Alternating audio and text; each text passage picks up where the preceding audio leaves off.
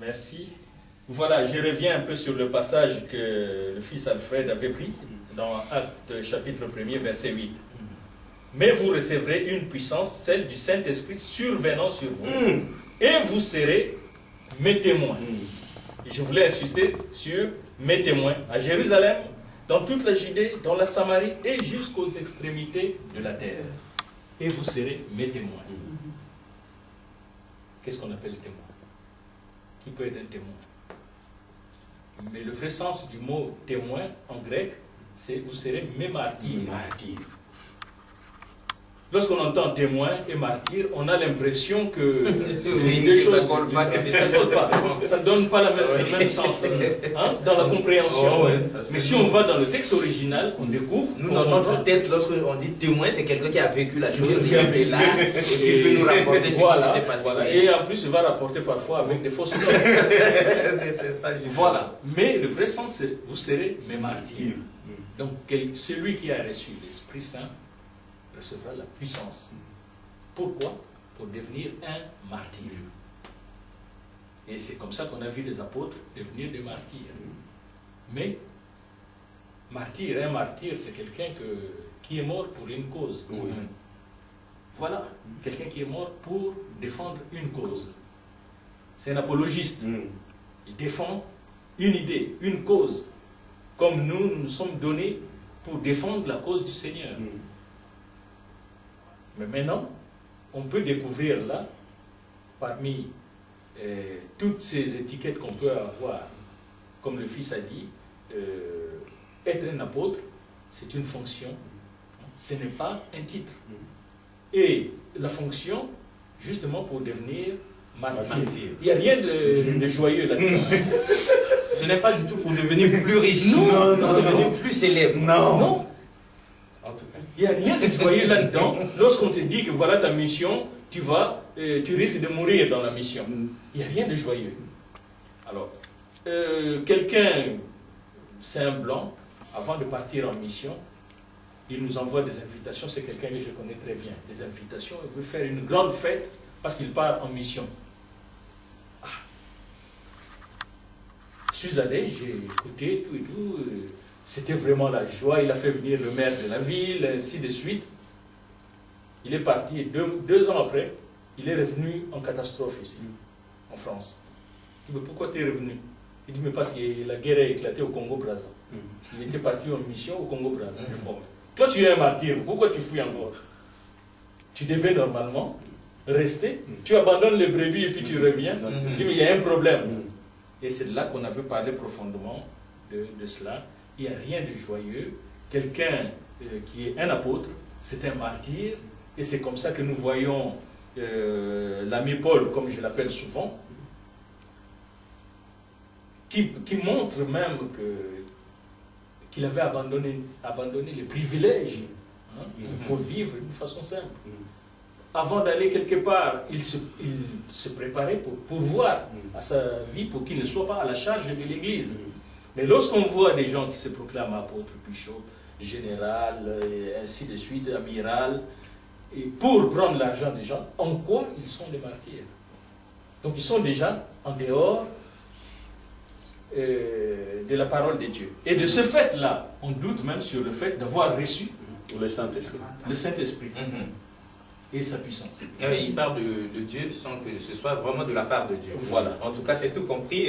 L'homme de Dieu avait eu le mot pour le qualifier. C'est des escrocs. Avec tout le respect qu'on vous doit, en fait, c'est de l'escroquerie. Alors, homme de Dieu, il y a encore une autre question qui nous brûle les lèvres. On aimerait bien vous la poser. Par les temps qui courent, le monde est comme qui dirait, tous les hommes vivent comme dans une sorte de course contre la montre. C'est comme s'il y a l'impatience partout. Et pour nous autres qui sommes arrivés en Europe, on a vu que oui, c'est beaucoup plus encore accentué. Bon, mais le phénomène sur le plan social, sur le plan mondial sera encore compréhensible. Or, lorsque nous vous avions entendu, nous avions quand même entendu l'homme de Dieu, le révérend Alfred, prendre son temps, bien qu'ayant été démarqué de là où il était auparavant, bien que sachant qu'il y a une vision divine pour lui, mais prendre son temps et patienter, regarder la chose, la mûrir et prendre donc le départ au bon moment. Et de votre côté, si vous avez eu votre temps de réfléchir, de malaxer les choses, de, comme qui dirait, tourner cette fois la langue dans la bouche avant de parler. D'où vient-il qu'aujourd'hui, chacun se lève un bon matin, il s'auto-proclame homme de Dieu. Il bondit sur l'occasion. On est à la recherche de ça. Et on ne prend pas le temps de réfléchir, c'est parti. Est-ce que c'est le Saint-Esprit qui travaille plus vite maintenant, ou c'est l'homme qui dépasse même le Saint-Esprit au moment où nous parlons? Le Saint-Esprit reste encore à des kilomètres. Voilà, l'homme de Dieu est déjà à 1000 kilomètres devant l'Esprit. Ah, merci pour la question, mais la réponse sera un peu plus longue, je dirais. Il n'y a pas de problème. Ici en Europe, on peut avoir des églises où il n'y a pas de pasteur. Donc l'église, pendant 3 ans, n'a pas de pasteur. Il y a 1 ou 2 anciens qui sont là, qui font le travail. Jusqu'au moment où ils vont trouver un pasteur.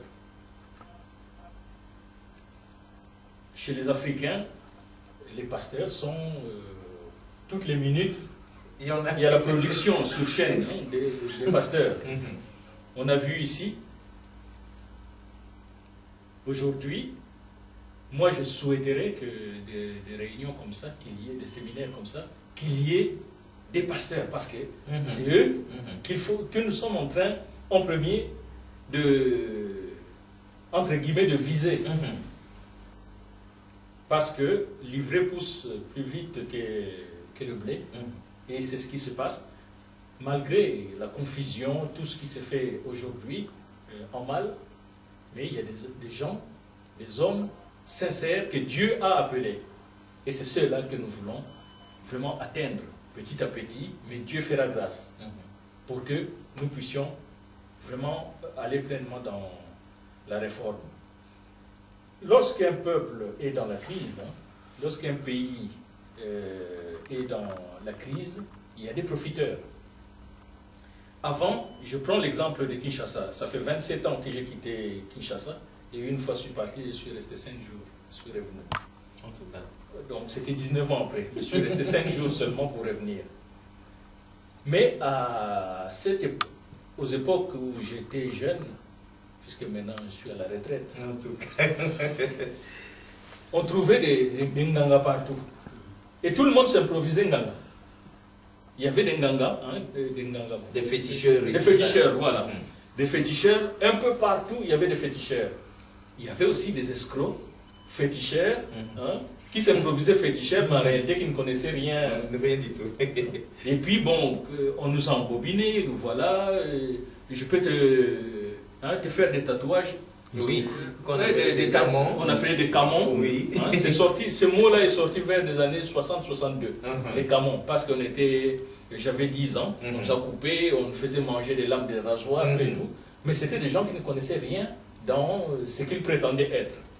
Alors, vers les années, je crois, après les années 70-75,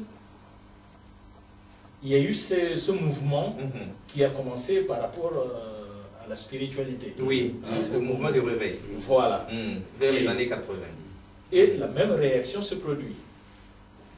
La même réaction se produit. Il y a eu des faux serviteurs qui se sont aussi élevés de la même manière comme il y a eu des Nganga autrefois. Au fait, c'est un courant que le peuple n'arrive plus à faire face à des réalités et puis va se rabattre sur ce qui est en vogue. Le peuple, il y a des malins, comme je dis, le grand malin, il y a le grand malin, mais qui a donné naissance au petit malin. C'est que le petit malin, puisqu'il il veut pas, il n'a pas l'amour de travailler, ce sont des paresseux, au fait. Il n'a pas l'amour de travailler, et puis il va chercher le moyen le plus facile pour avoir de l'argent. Donc c'est un phénomène qui, autrefois c'était les Nganga, avec la musique du monde, c'était ça, et maintenant, même la musique chrétienne, prétendue chrétienne, il y a encore des choses à dénoncer là-dedans. Ah oui, la musique. Parce que les gens se sont tournés, c'est la mode, ils suivent un peu comme ça. Alors, l'homme de Dieu, cette affaire de la problématique de la musique chrétienne, nous aurions bien voulu dire des choses là-dessus, mesdames et messieurs. Malheureusement, on est derrière des choses plus brûlantes que ça seulement. C'est scandaleux.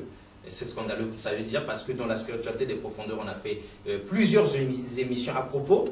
Le spectacle que nous offrent les églises chrétiennes du Congo-Brazzaville, de Kinshasa et d'ailleurs est vraiment scandaleux. On est sûr que le Seigneur doit être aux abois. Il doit se demander si vraiment on est en train de le louer, de le glorifier ou bien plutôt de glorifier Satan et ses hordes qui sont entrés dans l'église carrément au point où il n'y a plus de différence entre la musique que nous adressons au Seigneur et celle que le monde offre donc à son Seigneur à lui là-bas.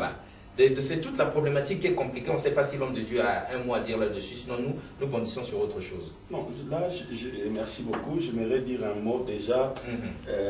Tu as dit le Seigneur est aux abois. Le Seigneur n'a jamais été aux abois et il ne le sera jamais parce qu'il a la pleine compréhension. Il ne s'est jamais fatigué parce qu'il a la pleine compréhension de tout ce qui se passe. On dit qu'il est omniscient. Maintenant, par rapport à la musique, disons une chose, c'est l'infiltration. Comme papa venait de dire, dans tout, lorsqu'il y a un mouvement qui s'élève, par exemple aujourd'hui, j'ai vu beaucoup de gens devenir des apôtres parce que Dieu, de l'autre côté, est en train d'élever un vrai mouvement apostolique. Il y a un vrai mouvement apostolique qui est en train de s'élever sur la terre. Maintenant, le diable prend aussi ces faux apôtres, par émotion, par sentiment, ils deviennent des apôtres. Maintenant, le problème du diable, c'est quoi? Que ces apôtres-là s'élèvent, fassent des bêtises sur bêtises, pour essayer de camoufler les vrais apôtres. Donc du coup... Et par la même occasion de salir tous les apôtres. Oui, donc par la même occasion, donc mettre tout le monde dans le même panier. C'est la même chose avec la musique. Parce que la musique, ce sont les instruments qui véhiculent. C'est un des instruments qui véhicule la culture avec la langue. Et vous allez vous rendre compte que dans l'église, on ne doit pas élever la culture d'une nation ou d'une tribu. Dans l'église, on doit élever la culture du royaume des dieux. Parce que si on élève la culture congolaise de Kinshasa, les Belges ne vont pas se retrouver. Les Congolais de Brazzaville ne vont pas se retrouver. Les Camerounais ne vont pas se retrouver. Du coup, dans l'église, on doit bâtir la culture du royaume de Dieu. Et le royaume de Dieu a une forme aussi de l'adoration. Et aujourd'hui, tout est tourné autour de l'homme, en fait. Donc, on cherche des sensations. Non, moi, j'ai vu des gens danser à l'église, j'ai vu des gens chanter à l'église. Je me pose la question, ces gens-là sont en train de danser pour Dieu ou bien ils sont en train de danser pour eux-mêmes? Parce que si on veut faire des cantiques pour nous-mêmes, par exemple, lorsqu'on a un mariage ou lorsqu'on a une fête, on veut faire une réjouissance. Appelons ça cantique de réjouissance pour les chrétiens, en lieu et place de dire cantique d'adoration. On est en train d'adorer qui? J'ai vu, par exemple, quelqu'un qui adorait Dieu, qui se pose la question, en lingala on dit, je demande à Dieu pourquoi ça, pourquoi ça, pourquoi ça, pourquoi ça, alors que la Bible a donné la réponse. Donc quelqu'un qui demande à Dieu pourquoi ça, manque les craintes de Dieu, ne respecte pas Dieu, n'a jamais compris Dieu. Dieu est souverain. Donc si il y a quelque chose qui nous arrive, la première des choses, on regarde notre position. J'ai vu quelqu'un qui chante, qui passe, un musicien chrétien congolais qui chante, si tu crois en Jésus, tu ne manqueras pas les mariages, tu ne manqueras pas les papiers, tu ne manqueras pas les visas, tu ne manqueras pas les voyages, tu ne manqueras pas des enfants. Mais non, ces gens-là, s'il va chanter ça en Chine, les frères chinois vont lui gifler. Parce qu'en Chine, les frères sont en train de se battre avec les communistes. Ils sont en prison. Ils manquent de quoi manger au nom de Jésus. Maintenant, vous sortez de nulle part un évangile où vous dites, si tu acceptes Jésus, tu ne manqueras pas. Du coup, maintenant, toutes les femmes qui ne sont pas mariées sont malheureuses. Toutes les femmes qui sont, Dieu ne nous écoute pas. Donc, du coup, au travers de cette musique-là, on est en train de véhiculer. Et puis, regarde les dangers. Vous vous trouvez avec une bande de stars et de starlettes qui ont pris la supériorité chez les pasteurs. J'ai vu un qui s'appelait ministre de la louange. Je lui ai dit, celui-là doit avoir un problème. Parce que dans la Bible, il n'y a que 5 ministères. Donc, oh moi j'ai un ministère de prière, il n'y a pas le ministère de prière. Oh moi j'ai un ministère de louange, il n'y a pas de ministère. Donc, tout ce qui n'est pas apostolat, prophétique, d'évangélisation pastorale et d'enseignant, tout ça n'est pas un ministère. Les ministères dans la Bible, il n'y a que 5. Donc on ne peut pas dire, moi je suis ministre de la louange. Pourquoi? Parce que j'ai fait un ministère de la louange. Non, il n'y a pas de ministère. Donc du coup, quand on identifie de telles choses, du coup, on est en train de voir Dieu, et non, on est en train de voir le diable sans même chercher à discerner. On sait que ça, c'est le diable dans l'église parce que, regarde, ça mène une mauvaise mentalité, ça mène une mauvaise philosophie, ça mène... Maintenant, regarde, du coup, on est parti sur... À un moment donné, c'était des concerts religieux. Et maintenant, on est parti des albums.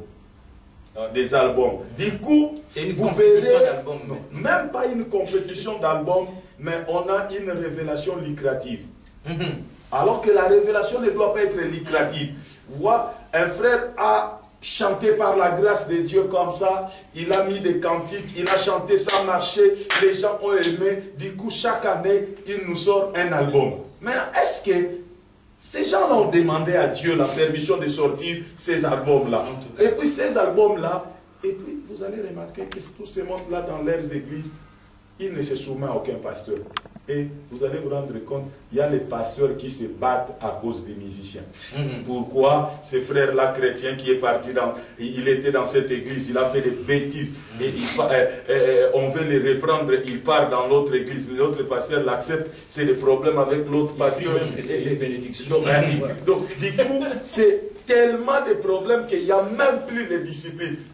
Et ces gens-là, je ne sais pas, ils ne suivent même pas les enseignements. Aller dans des soi-disant campagnes d'évangélisation avec ces musiciens-là, dès qu'ils finissent de chanter, ils sont dehors.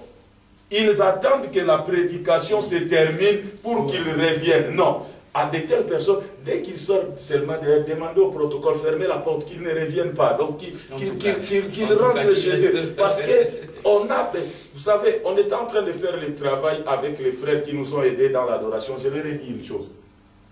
On est en train de porter un message du changement. Et je vais le voir dans votre attitude. La reine de Séba a entendu parler de Salomon. Quand elle est arrivée devant Salomon, elle a dit, j'ai vu au-delà de ce que j'ai entendu. La sagesse, ce n'est pas ce qu'on dit, mais la sagesse se voit dans la façon dont on bâtit les choses. Donc, dans l'église, aujourd'hui, on a un problème. On prêche une chose, on fait une autre. Du coup, les gens maintenant, j'ai dit aux frères, il y a des chansons qu'ils voulaient changer. J'ai dit, telle chanson dans tel environnement, on ne les chante pas. J'ai dit, on ne les chante pas. Pourquoi? Parce que j'ai encore de l'autorité dans ce que j'ai fait. Donc, s'ils insistaient, la seule chose que j'allais dire, c'est que emballez vos choses, allez chanter là où vous voulez chanter. Si vous voulez, venez, je vous fais même une lettre de recommandation. Pourquoi? Parce que le problème, c'est que chaque chose doit être à sa place et les pasteurs sont des bergers. Un groupe de louanges ne peut pas se mettre au-dessus du pasteur. Pourquoi? S'il n'y a pas de synthétiseur, il n'y a pas de musique, l'église ne sera pas bien. Non. Mais quand nous, on a commencé à aller à l'église en Afrique, on tapait les mains, on chantait, on n'avait pas besoin de synthétiseur. Et on était heureux à servir Dieu simplement. Merci, papa. C'est magnifique. À l'homme de Dieu, je me retourne vers vous pour dire, tout ce que nous venons de dire là, ça nous donne déjà l'idée, comme qui dirait, la dimension de la réforme que nous voulons faire. Mais ça nous montre aussi que ce n'est pas trop les fidèles comme tels qui devraient être notre cible. C'est plutôt ces conducteurs de fidèles, ces bâtisseurs de doctrine, ces guides-là. Mais est-ce que vous ne voyez pas que cette réforme va, comme qui dirait, vous occasionner autant d'ennemis qu'il y a des hommes de Dieu qui marchent de travers? Ah, merci pour la question. Mais je venais de lire dans la Bible, et vous serez mes martyrs. Voilà, ça veut tout dire. Hein? Donc, vous acceptez d'être des martyrs? Ben, on n'a pas le choix. Le frère Jonas qui a voulu fuir la mission que Dieu lui avait envoyée à Ninive, ben, il s'est retrouvé à passer dans le ventre du poisson. Donc nous ne voulons pas de cela, nous voulons obéir. Hein? Et puis, d'ailleurs, même vous serez mes martyrs avant que le Seigneur dise cela. Il dit,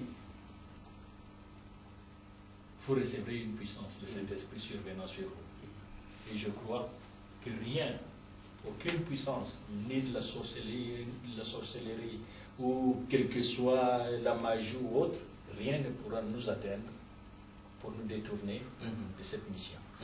Alors, de Dieu, vous avez aussi cette ferme conviction? Oui, papa Alexis, les problèmes que nous avons ici, que les gens doivent comprendre, que nous avons compris, on ne se lève pas du jour au lendemain et commencer à parler d'une réforme. Non. Vous savez, je suis serviteur de Dieu. Humainement, je peux envier tous ces charlatans. Moi, je l'appelle les charlatans. Parce que c'est ce qu'on appelait entre le 3e et le 15e siècle, les gens qui jouaient avec l'argent dans l'église. On les appelait les charlatans. Le problème, c'est quoi? Le problème, on ne peut pas se lever du jour au lendemain, commencer à voir la Bible comme ça. Parce que durant tout le 20e siècle, les missionnaires sont allés dire le Fils de l'homme est venu chercher, sauver ceux qui étaient perdus. Les gens les ont criés. Donc, on ne peut pas se lever comme ça aujourd'hui, taper sur un système qui a duré tout le 20e siècle si Dieu ne t'a pas mandaté. Avec la connaissance, je veux dire, avec la connaissance que j'ai aujourd'hui, avec les dons de Dieu que j'ai aujourd'hui, si je vais manipuler, je manipulerai mieux que tous ces hommes-là et je gagne. Parce qu'avec ce que je suis en train de sortir ici comme révélation de la part de Dieu, si j'ajoute à la manipulation, j'aurai plus que tous ces hommes-là. Mais pourquoi je ne m'engage pas dans la manipulation? C'est parce que Dieu ne m'a pas appelé dans ça. Donc ça ne colle pas avec moi, même si le problème c'est le problème du Seigneur. C'est lui qui s'est fait ennemi du mandat du Seigneur. Il ne se fait pas mon ennemi. C'est pas moi qui va combattre. C'est la parole de Dieu qui est Dieu qu'il va combattre. Je suis porteur du message. Je porte un message de la part du Seigneur. Si on me combat, dans la limite des possibles, le Seigneur sera quoi? Sera en train de quoi? De me protéger et de me sauvegarder. Parce que les problèmes qu'on a aujourd'hui, les hommes de Dieu et les hommes de l'Église sont allés trop loin dans les abus. L'Église est allée trop loin, de telle en sorte que, vous savez, papa, au moment où nous sommes en train de te parler, de nous parler, combien de gens qui ont goûté à Jésus, qui étaient enthousiasmés, ont perdu tout l'enthousiasme, sont restés, surtout ici en Europe. Je suis arrivé ici en Belgique en 98, on n'avait pas 20 églises des Africains ici à Bruxelles. Mais aujourd'hui, on a plus de 200 églises. Pourquoi?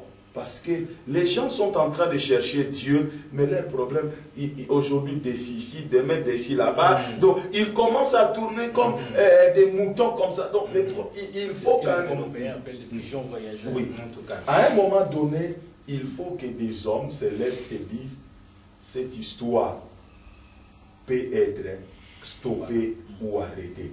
Et à ceux-là qui sont découragés, qui sont dans les maisons, nous voulons leur dire que non, nous n'avons pas peur. Dieu est en train de lever une initiative sur la terre pour changer l'Église. Parce que moi je crois qu'il y a des hommes comme ça qui croient à cette initiative, sont beaucoup dans les maisons. Ils attendent que des hommes se lèvent et disent, maintenant lèvons-nous, faisons quelque chose. Parce que le problème c'est quoi? Une réforme a été toujours mise en place comme ça. Il faut que des gens, des têtes se lèvent et après ils vont attirer. Mais on sait que toutes les révolutions, une réforme c'est une révolution, toutes les révolutions qui ont pris place, ce n'était pas paisible. Je sais qu'il y aura des gens qui ne vont pas aimer. Mais le problème, c'est que Moïse a voulu faire honorer les gens à la place d'honorer Dieu. Dieu lui a interdit l'accès à la terre promise. Le problème, ce n'est pas faire plaisir aux gens. Le problème, ce n'est pas faire des amis. Parce qu'aujourd'hui, les serviteurs de Dieu cherchent des amis pour prêcher à l'église. Donc, hein, il est mon ami, moi je prêche, lui prêche. Mais ce n'est pas ce que nous sommes en train de rechercher. Nous recherchons que les hommes comprennent l'intention de Dieu actuel qui est de réformer l'Église.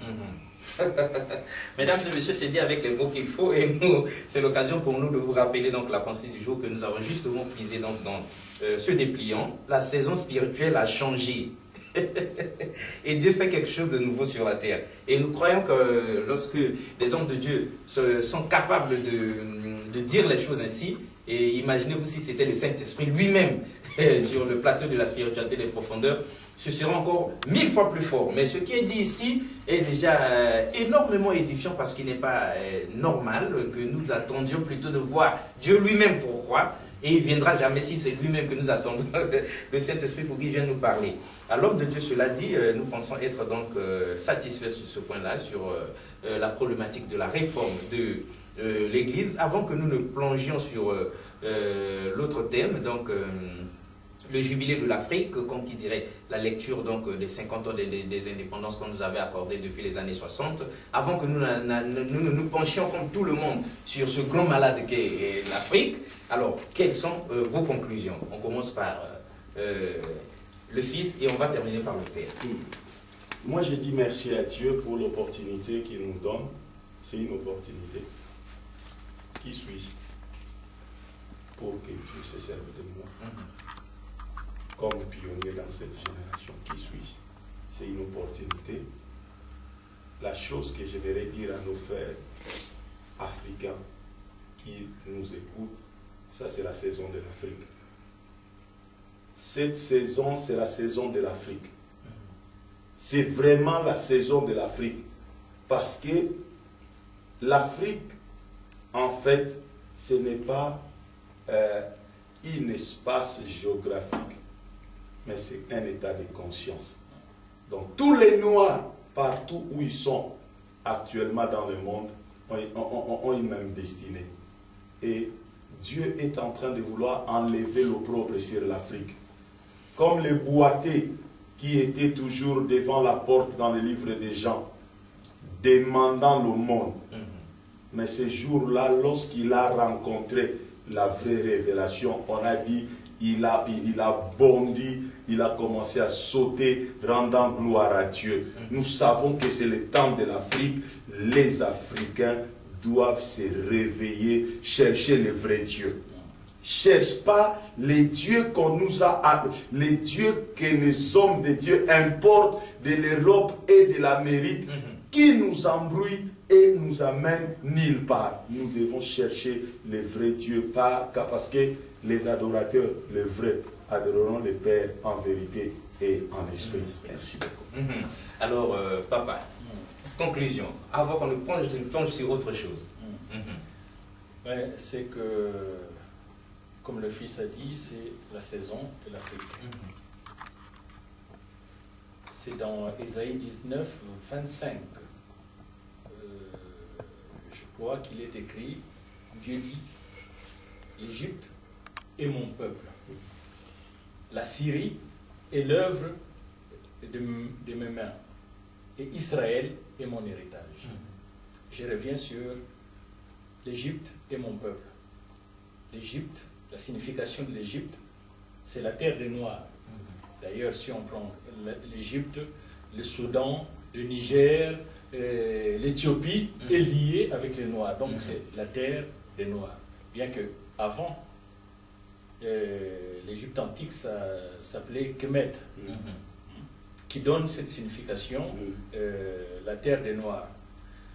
C'est que les Africains, on a souvent dit le monde, surtout les esclavagistes, les colonisateurs, ont toujours ciblé les Africains comme des gens maudits.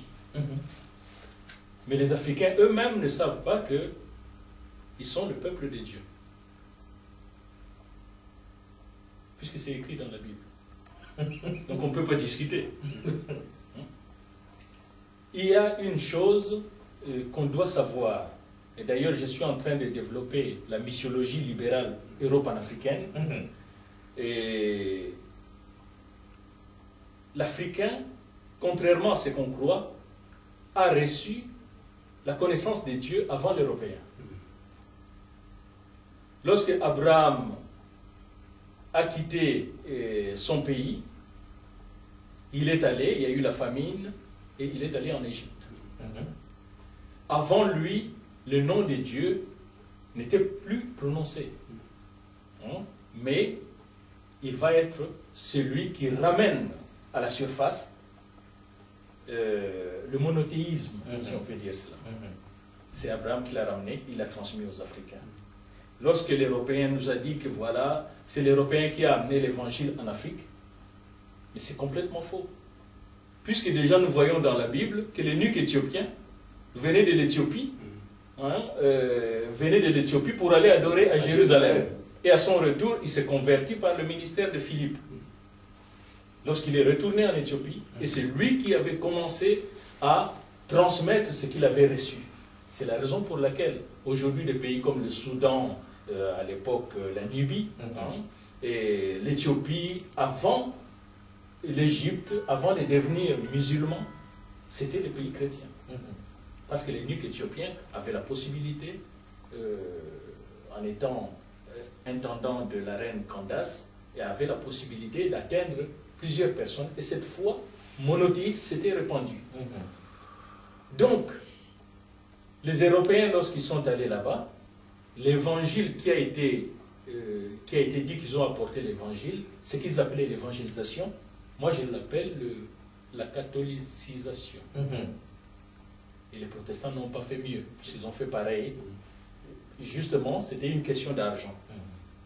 Donc, les Africains doivent savoir qu'ils ont reçu la connaissance de Dieu avant les Européens.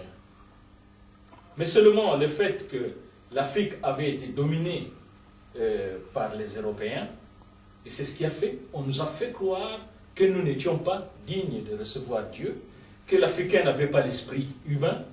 Donc, l'Africain était un animal. D'ailleurs, lorsqu'un Africain, un Noir tombait malade, on appelait un vétérinaire. Donc, ce sont des choses, je peux parler de ces choses-là lorsque mon livre sur la missiologie libérale euro-panafricaine va sortir. Vous verrez tout ce que je suis en train de dire. Alors, je reviens un peu, c'est pour dire que les Noirs, la saison est pour l'Afrique. L'Afrique, donc les Noirs. Où que ce soit les Noirs, que ce soit aux États-Unis, partout, la saison est pour nous. Et la deuxième réforme apostolique se fera par les Noirs. Et nous sommes appelés à cela. Donc, c'est aussi le moyen d'appeler tous les hommes de Dieu, quelle que soit leur nationalité, tous les hommes de Dieu africains, quelle que soit leur nationalité, qu'ils se rapprochent de l'apostolat principal pour que nous puissions être unis, que nous ayons cette force justement pour accomplir cette mission. Et d'ailleurs, on voit aussi, Dieu ne peut pas oublier l'Afrique, malgré que l'Égypte avait rendu esclave Israël, qui avait entraîné cette malédiction, mais c'est qui a aidé Jésus à porter la croix. C'était bien Simon de Cyrène.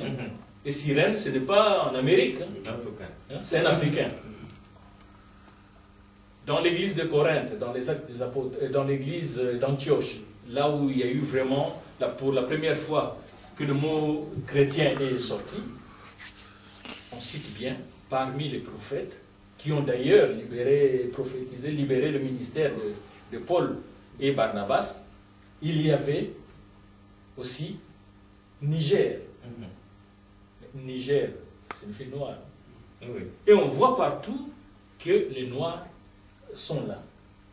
Et aujourd'hui, dans le temps présent, ce n'est pas un hasard qu'on a des gens comme Obama qui deviennent président des États-Unis. Ce n'est pas un hasard. Mais avant que lui prenne cette position-là, on a eu, comment c'est lui qui était à l'ONU, Kofi Annan. Mais ce que beaucoup de gens ne connaissent pas, est que le pape Jean-Paul II avait un secrétaire particulier qui s'appelait Mutombo. Ah bon?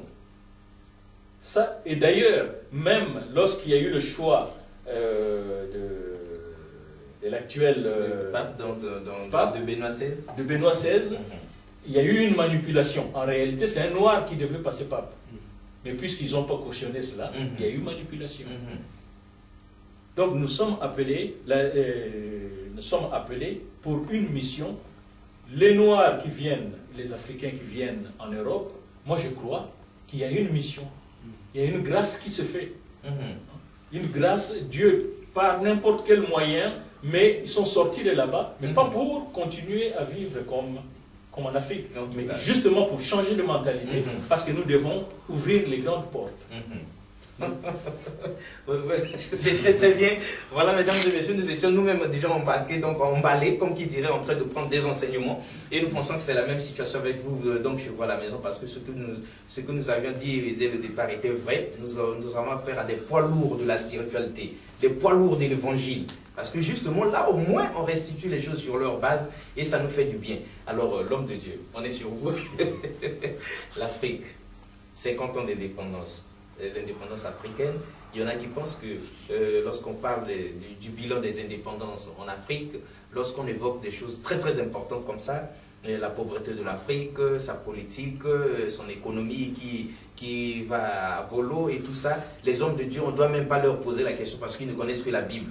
Est-ce que vous, les hommes de Dieu, vous avez une idée de combien l'Afrique souffre? Merci, mon frère. Il y a une chose que nous devons comprendre. Quand nous parlons des hommes de Dieu, en fait, les hommes de Dieu ne sont pas des incultes. Parce que celui pour qui ils servent n'est pas un inculte. Donc, du coup, c'est la notion même de la représentation qui pose problème. Nous représentons les royaumes de Dieu. On ne met pas en poste d'ambassadeur n'importe qui. En tout cas. Donc cela veut dire, lorsqu'une nation met un homme, bon, disons aussi qu'il y a des exceptions parce qu'aujourd'hui, on a vu des gens qui ont été mis en poste d'ambassadeur parce qu'il était cousin mais disons, quand on suit les normes de la diplomatie, même par respect pour le pays dans lequel vous envoyez cet ambassadeur, on ne met pas en poste d'ambassadeur qui que ce soit. Et Paul dit, nous sommes des ambassadeurs de Christ. Donc les hommes de Dieu, en fait, représentent un Dieu omniscient, un Dieu très intelligent, un Dieu très dévoué, un Dieu très capable dans tous les domaines, parce que en fait, tout ce que nous avons, c'est Dieu qui l'a créé. Regardez, ce que nous appelons toutes les politiques économiques, les politiques, les affaires étrangères, la justice, les sociales, ce sont des choses que les Européens qui nous ont enseigné la démocratie ont tirées de la Bible. Pourquoi les sociétés occidentales ont des problèmes aujourd'hui? Parce qu'avec l'évolution, les sociétés occidentales ont voulu remettre en cause les fondements de leur société. Parce que les fondements de leur société tirent leur origine de ces livres. Donc du coup, un homme de Dieu ne peut pas se positionner comme un culte parce que Dieu n'est pas un culte. Donc les hommes de Dieu doivent avoir quelque chose à dire dans tous les domaines de la vie. Les hommes de Dieu doivent être capables de parler de l'économie, les hommes de Dieu doivent être capables de parler du droit, les hommes de Dieu doivent être capables de parler du social, les hommes de Dieu doivent être capables de parler de la politique, parce qu'on ne peut pas dire l'Église est apolitique. Mais comment une institution peut être apolitique s'il est géré par les politiques? Non, mais l'Église est gérée par les politiques. Nous disons non, nous sommes apolitiques, nous n'entrons pas dans la politique. Au même moment, ces politiciens continuent à prendre des mauvaises décisions et mettre en place des mauvaises lois qui détruisent la société. Nous disons, nous sommes apolitiques. Lorsque nous regardons l'histoire de l'Église, l'Église a géré, jusqu'à pas longtemps, l'Église a géré le monde. Mais parce qu'à un moment donné, les gens ont mis l'Église à l'écart. C'est pourquoi on a des lois qu'on a aujourd'hui, on a des sociétés qu'on a aujourd'hui. Donc, par rapport à l'Afrique, Dieu a une pensée. Si les hommes de Dieu écoutent Dieu, sont connectés à Dieu, peuvent avoir une pensée par rapport au cinquantenaire, par rapport au jubilé que l'Afrique est en train de passer. Le bilan peut être tel qu'il est, mais le problème, les Africains ne doivent pas s'éterniser au bilan. Parce que l'ère des bilans est déjà passée depuis longtemps. Parce qu'en Afrique, on fait le bilan tous les jours. Quand on se réveille le matin et qu'on ne sait pas ce qu'on va manger le soir, c'est déjà un bilan. Où est-ce qu'on y va? Donc l'ère des bilans est déjà passée il y a longtemps. Maintenant, la question doit être demandée à l'Église. Quelles sont la pensée de Dieu actuelle par rapport à l'Église d'Afrique pour que les bilans qu'ils ont fait depuis une vingtaine, une trentaine d'années puissent les amener dans la prospérité, puissent les amener dans le développement. C'est là plutôt le problème. Les bilans, on les fait tous les jours en Afrique. Les bilans, on les fait tous les jours en Afrique parce que le problème, c'est quoi? Lorsque vous êtes dans une société où c'est la loi du plus fort qui règne, l'homme fait les bilans tous les jours. Et c'est vraiment dans ce sens-là que nous pouvons aborder les jubilés de l'Afrique. Parce que pendant qu'on dit 50 ans d'indépendance, mais nous devons nous poser la question, c'est quoi l'indépendance? C'est quoi l'indépendance? Et nous allons nous rendre compte que l'Afrique n'a jamais été indépendante. Pourquoi l'Afrique n'a jamais été indépendante? C'est parce que j'étais là en tant que colonisateur. Dès que je quitte, je prends un de tes frères, je le remplace en colonisateur. Donc ce n'est plus l'homme blanc qui nous colonise, mais c'est le chef du tour. Donc à chacun son tour de coloniser l'Afrique. Et on colonise, on continue à coloniser l'Afrique, pas pour l'intérêt de l'Afrique, mais pour l'intérêt de l'Occident. Parce que regardez, lorsque vous regardez, vous allez vous rendre compte que beaucoup de politiques des pays africains sont mises en place au Parlement européen, Parlement belge, Parlement français. Ils nous dictent des choses. Et du coup, on nous enlève la culture, on nous enlève l'identité. Le problème de l'Afrique, c'est le problème de l'identité. On n'a pas l'essence de l'identité. Les plus grands problèmes sur lesquels on doit traiter, c'est le problème de l'identité africaine. En fait, qui sommes-nous? Parce que si on ne sait pas ce qu'on est exactement, on ne peut pas aller plus loin. On est bloqué. Avant même de commencer, on est bloqué. Donc voilà, jusque-là, ce que je peux dire par rapport à ces Julien. Ok, papa, on vous écoute.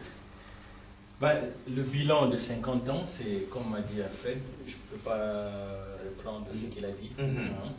Donc, on est comme qui dirait d'accord que c'est un fiasco complet. Seulement, est-ce une manière, si nous avons bien perçu les paroles de l'homme de Dieu, est-ce une manière de dire à tous ceux qui nous suivent que l'Église est comme ça l'espoir de l'Afrique? Aujourd'hui, si c'est cette Église dont nous sommes en train de parler, je ne vois pas en quoi elle sera l'espoir de l'Afrique. Parce qu'elle-même, elle a des problèmes en quantité. Tout à fait. Donc, nous voulons compter, nous voulons croire que l'Église est l'espoir de l'Afrique, mais l'Église qui soit vraiment pleinement dans la réforme. Et c'est un travail qui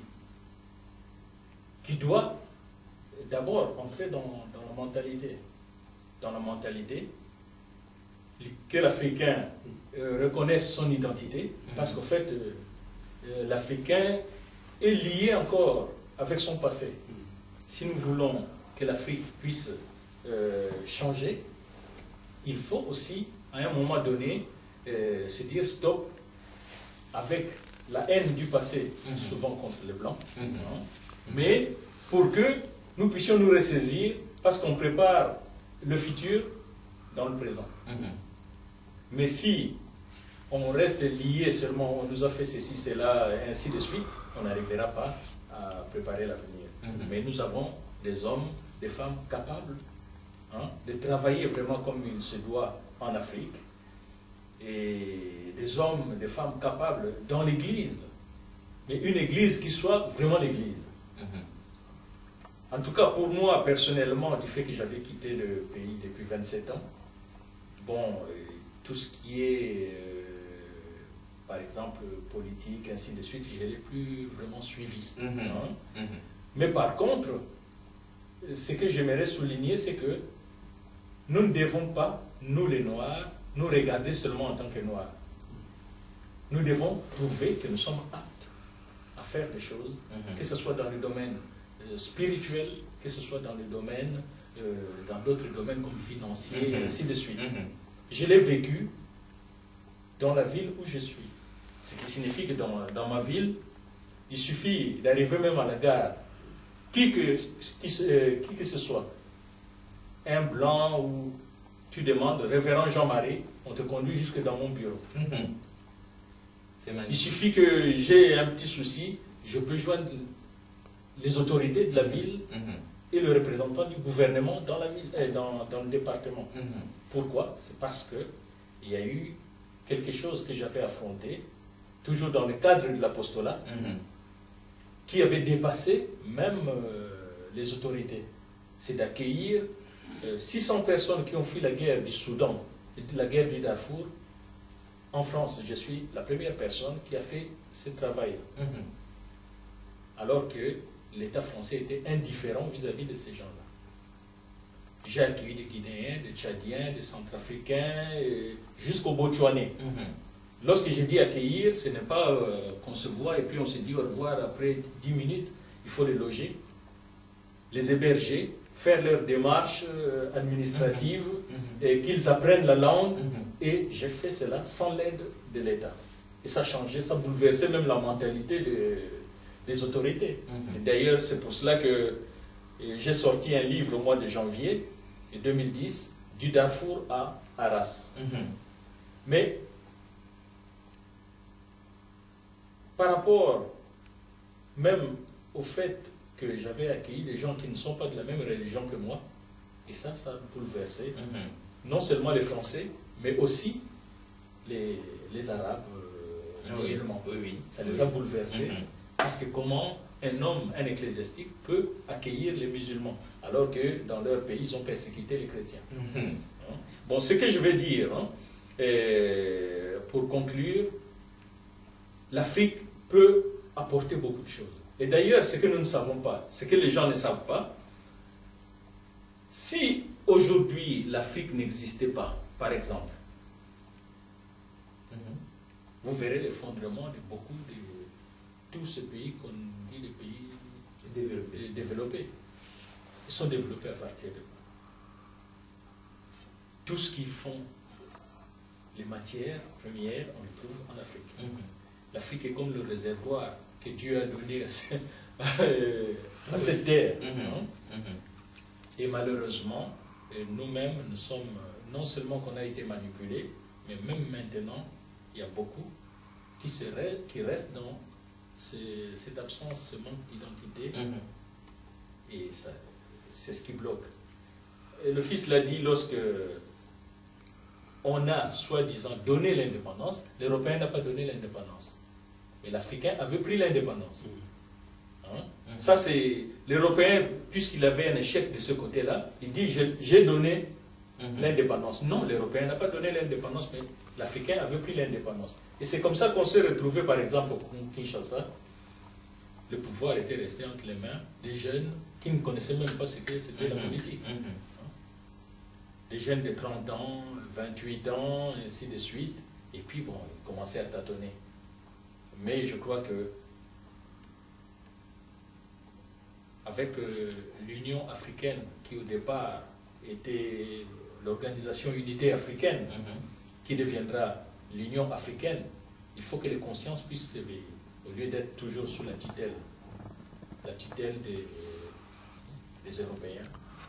Je crois qu'il faut que ceux qui ont le pouvoir en Afrique puissent ne pas se laisser avaler, mais qu'ils cherchent à servir le pays. Bon, c'est ce qui nous amène aujourd'hui à accepter la théorie qu'on nous a donnée autrefois. On nous a enseigné que le chrétien ne faisait pas de politique. Ça, on nous a enseigné de partout. Le chrétien ne peut pas faire la politique parce que Dieu... oui, nous étions bien poser cette question-là, oui, justement, oui. Oui, mais dans la Bible, si nous regardons dans la Bible, nous voyons le contraire. Lorsqu'on voit les prophètes, qui étaient les prophètes? Les prophètes étaient les conseillers des rois. Les prophètes étaient les conseillers des rois. En passant, pour celui qui se dit prophète à sa façon, qu'il sache que les conseillers, les prophètes dans la Bible étaient les conseillers du roi. Qu'il aille, qu'on le voit en train d'être le conseiller parmi les autorités. Le roi David, être un roi, c'est quoi? C'est politique. C'est politique. Lorsqu'on est un roi, on doit faire face à toutes les situations politiques de son pays. Mais nous voyons des rois, ainsi de suite. Donc, lorsqu'on n'entre pas dans le jeu de la politique politicienne, en tout cas, on peut faire la politique pour le bien-être de son peuple. Ça, le chrétien, nous, et s'il faut que ce soit les hommes d'église qui puissent, dans ce sens-là, pour le bien-être de leur pays, faire la politique pour mieux gérer l'église et pour mieux gérer le pays, alors dans ce cas, que le nom du Seigneur soit béni. Ok, l'homme de Dieu, on est d'accord avec vous, encore que c'est compliqué cette affaire-là. On se penche de ce côté-ci. Homme de Dieu, vous n'êtes pas aussi trop décalé que le révérend, parce que lui, l'Afrique, il est parti, ça fait longtemps. Hein. C'est pour ça que je suis toujours réservé, vous êtes réservé sur la politique africaine et tout ça. Bon, vous, c'est pas trop longtemps, trop longtemps que vous êtes parti de cette Afrique-là.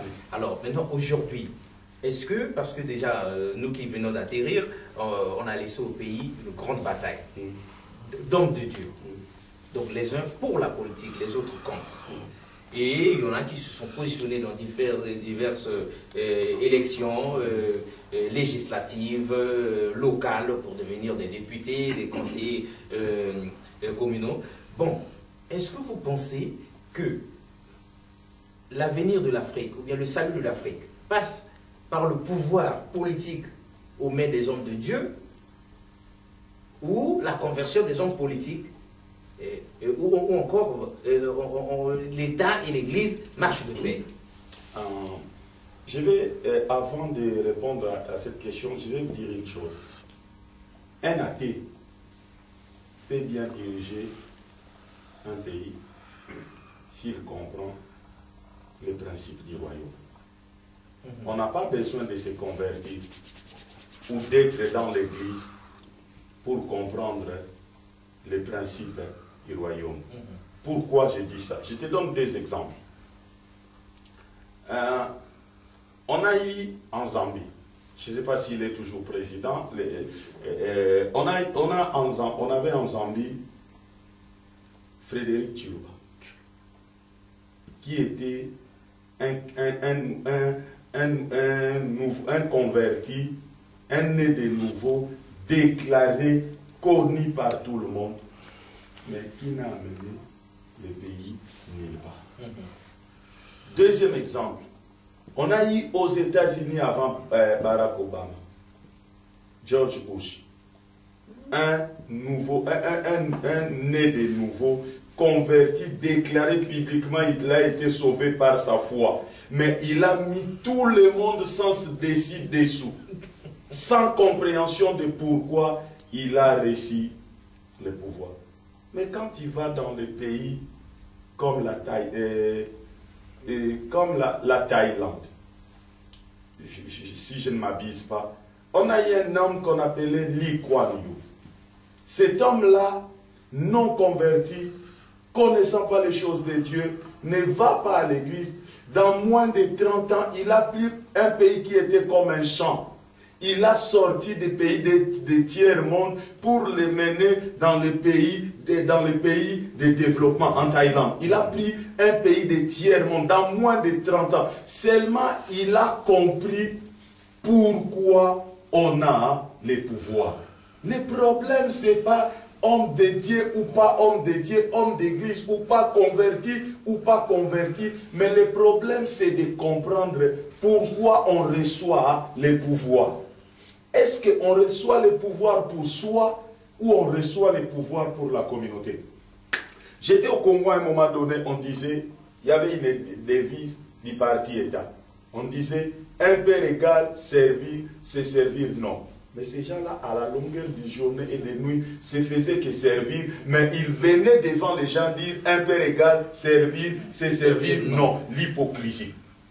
C'est ça le problème que nous avons en Afrique. Le problème, ce n'est pas de comprendre, d'être chrétien ou pas chrétien, mais c'est le problème de comprendre les buts, les objectifs, l'essence du pouvoir. Ce n'est pas le pouvoir par le pouvoir. Donc quand on arrive au pouvoir, c'est pour, à la fin d'un mandat, présenter un bilan par rapport aux objectifs. Cela veut dire, j'entre au pouvoir, je trouve un pays à un niveau, à la fin de mon mandat, je dois laisser le pays dans tel état. Travailler pour que ces objectifs arrivent. Maintenant, quand on entre dans le domaine des affaires étrangères, quand on fait des connexions avec d'autres pays, c'est seulement dans le but que mon pays avance. Pas dans le but si c'est de faire quoi. Parce que le problème, on revient là, un athée. Si on va dans les principes selon lesquels que Dieu, la Bible dit Dieu donne le soleil pour tout. Et les bons et les mauvais. Donc si on part dans ces principes-là, même un athée peut bien diriger, parce qu'on a eu on a eu les frères Chiluba et les frères Bush. Regardez ce que le frère Bush a fait du monde. Mais c'est un baptiste déclaré, confirmé, né de nouveau, méthodiste même. Donc cela ne veut rien dire. Il n'a pas plus cherché à rendre le monde meilleur qu'à le rendre plus mal qu'il en était déjà. Donc le problème, ce n'est pas chrétien ou pas chrétien, mais le problème, c'est de comprendre pourquoi on reçoit le pouvoir. Oui, mais de comprendre pourquoi on reçoit le pouvoir. On comprend tout ça, on est d'accord que ce soit ça, là la problématique, comprendre pourquoi on reçoit le pouvoir et qu'est-ce qu'on va en faire. Ça, c'est d'accord. Mais qui va nous faire comprendre? Maintenant, le problème, pour qu'on le fasse, qui va les faire comprendre. C'est là où j'ai dit aujourd'hui, pendant mon séminaire, j'ai dit, Dieu est en train de nous donner une place. Le monde aujourd'hui cherche des hommes honnêtes et intègres. Aucune école de droit, de politique, aucune école, j'ai dit aucune école de droit, de sciences politiques, de sciences économiques, de sciences sociales peut produire des hommes intègres et honnêtes si ce n'est que l'Église. Mais cette Église-là,